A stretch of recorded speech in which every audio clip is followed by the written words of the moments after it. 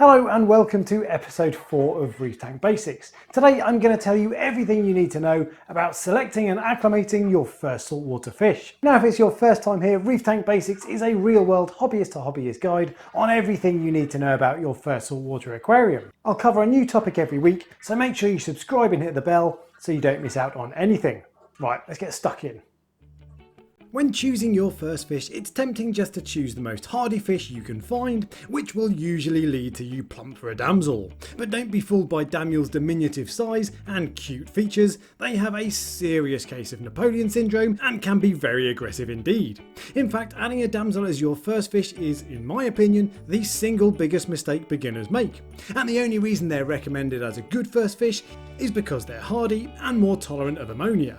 But ammonia is extremely toxic to all fish, and you shouldn't add any fish at all regardless of how hardy they are until you have zero ammonia in your tank and you're 100% sure your tank has finished cycling.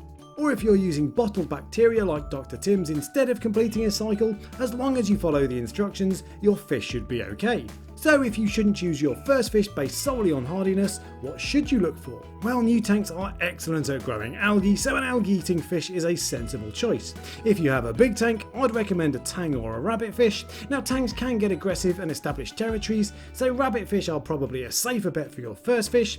And if you have a small tank, an algae blenny is a solid alternative. Not only do they eat algae, but blennies are also great characters and will provide constant entertainment. But ultimately the most important thing is to select a fish you like. So if you don't want any of the above, go on to liveaquaria.com and scan through until you find something that suits both you and your tank.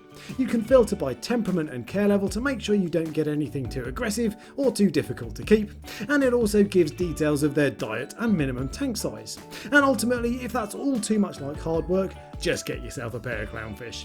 There are loads of colour varieties of clowns, and no reef tank is complete without them. And because they're a member of the damsel family, they're also pretty hardy, so they make a great choice for your first fish. When it comes to acclimating fish, the process I follow is far more simple than you may have seen elsewhere. I'd recommend simply floating the bag with your new fish in your tank water to bring it up to temperature. Then net the fish out and place it in your tank. Temperature shocks are what fish will struggle to deal with most, so as long as you leave the bag to float for around half an hour or so to equalise the temperature, they should be absolutely fine. It's just not necessary to drip acclimate fish in my opinion, and if they've been in the bag for any length of time on their way back from the shop, the concentrations of ammonia are more likely to creep up, which will start stressing your new pet. In my opinion, drip acclimation is only really necessary for inverts like starfish, snails and shrimp, for whom drip acclimation is essential. You can turn the lights on your tank off if you want, but I personally don't think that's necessary, and most fish will find a dark hiding spot in your rockwork all by themselves. Just make sure you dispose of the water in the bag, as some shops treat their fish systems with copper, which can kill your corals and inverts.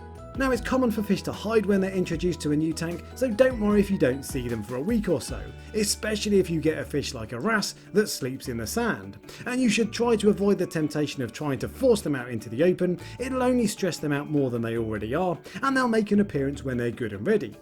Now I'm not an advocate of quarantine myself, but if you do go down that route, there are loads of guides online that you can follow.